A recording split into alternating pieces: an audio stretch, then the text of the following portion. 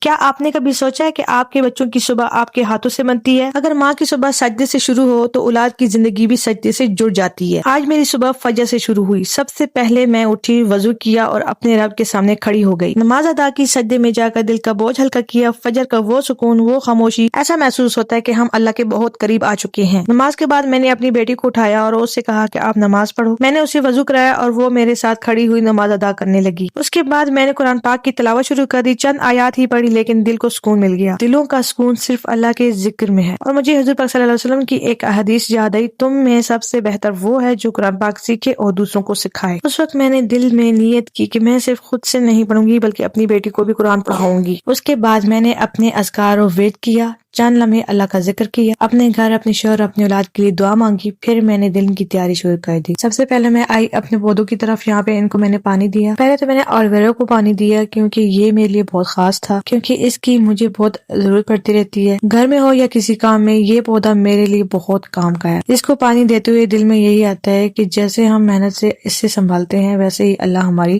زندگی سنبھالتا ہے۔ اس کے بعد میں نے اپنے پودینے کی طرف دیکھا، یہ میں نے خود اگایا تھا، اپنے ہاتھوں سے لگایا تھا، اور اس کو میں روزانہ پانی دیتی تھی کیونکہ اس کو پانی کی بہت زیادہ ضرورت ہوتی ہے۔ جب اس کی خوشبو آتی ہے نا تو دل خوش ہو جاتا ہے، ایسا لگتا ہے کہ گھر میں تازگی آ گئی ہے۔ پھر میرے پاس ایک سرو کا درخت بھی تھا، میں اسے باقاعدگی سے پانی دیتی رہتی ہوں۔ درخت کا نام پتہ نہیں کیا ہے لیکن میں اس کو سرو کہتی ہوں۔ درخت کو دیکھ کر مجھے بہت زیادہ صبر یاد آ جاتا ہے، آج پانی دو کل سایہ ملتا ہے۔ کبھی کبھی میں سوچتی ہوں جیسے پودوں کو روز پانی چاہیے ہوتا ہے ویسے ہی ہمارے دل کو بھی روز قرآن، نماز اور ذکر چاہیے ہوتا ہے۔ جیسے پودوں کو پانی دے کر جب واپس آئی تو دیکھا میری چھوٹی بیٹی جاگ چکی تھی۔ میں نے اس کے لیے دودھ رکھا تھا لیکن وہ دودھ نہیں پی رہی تھی، اس کا چہرہ تھوڑا سا اترا ہوا تھا، میں نے ہاتھ لگایا تو معمولی سا اس کو بخار ہوا تھا، اس کی تھوڑی سی طبیعت ناساز تھی، تو میں نے سوچا شاید باہر کی تھوڑی سی ہوا لگ جائے تو دل تھوڑا بہل جائے گا۔ میں نے کہا چلو بیٹا باہر دکان کی طرف چلتے ہیں۔ پہلے تو اس کا دل نہیں تھا لیکن باہر کا نام جیسی سنا تو وہ تیار ہو گئی۔ پہلے میں نے اپنی انگلی پکڑائی جمل کا اور اس نے اپنی ننھی سے ہاتھوں سے میری انگلی پکڑ لی اور ہم دونوں ساتھ چلنے لگے، لیکن باہر آ کر اس کا چہرہ تھوڑا سا کھل گیا تھا۔ ہم دکان تک پہنچے لیکن دکان بند تھی۔ میں نے جمل کو کہا کہ اب ہم واپس چلتے ہیں، لیکن بعد میں پھر میں دکان پہ آئی جمل کو لے کے، پھر میں نے چیز لی اور دکان بھی کھل چکی تھی لیکن میں ویڈیو پھر نہیں بنا پا گئی، اور پھر ہم گھر واپس آ گئے۔ دیکھتے ہی دیکھتے شام ہو چکی تھی، دن کیسے گزر گیا پتہ ہی نہیں چلا۔ پھر میں نے فوراً سے افطاری کی تیاری شروع کر دی۔ کچن میں کام کرتے کرتے وقت کا احساس ہی نہیں ہوا، ایک طرف سے بیٹی کی فکر، ایک طرف سے روزے کی تھک، لیکن دل میں ایک سکون تھا کہ دن اللہ کے نام سے شروع ہوا تھا۔ افطاری بناتے بناتے میں نے ویڈیو نہیں بنائی کیونکہ کبھی چولہا سنبھال رہی تھی تو کبھی بچوں کو دیکھ رہی تھی تو ٹائم ہی نہیں ملا، اور پھر وہ خوبصورت لمحہ آ گیا جب اذان کی آواز کان تک سنائی اور میں نے کھجور ہاتھ میں لی، دل میں دعا مانگی اور روزہ افطار کیا۔ تو اس وقت میں نے سوچا کہ کیوں نہ یہ لمحہ آپ سب کے ساتھ شیئر کروں۔ تو آج کا ولاگ یہیں پر اینڈ کرتی ہوں۔ اگر آپ کو میری یہ سادہ سی حقیقی سی روٹین پسند آئی تو پلیز ویڈیو کو لائک کریں، کامنٹ کریں، سبسکرائب۔ انشاءاللہ نیکسٹ ولاگ میں پھر ملیں گے ایک نئی صبح، نئی باتیں اور نئی روٹین کے ساتھ۔ تب تک کے لیے اللہ حافظ۔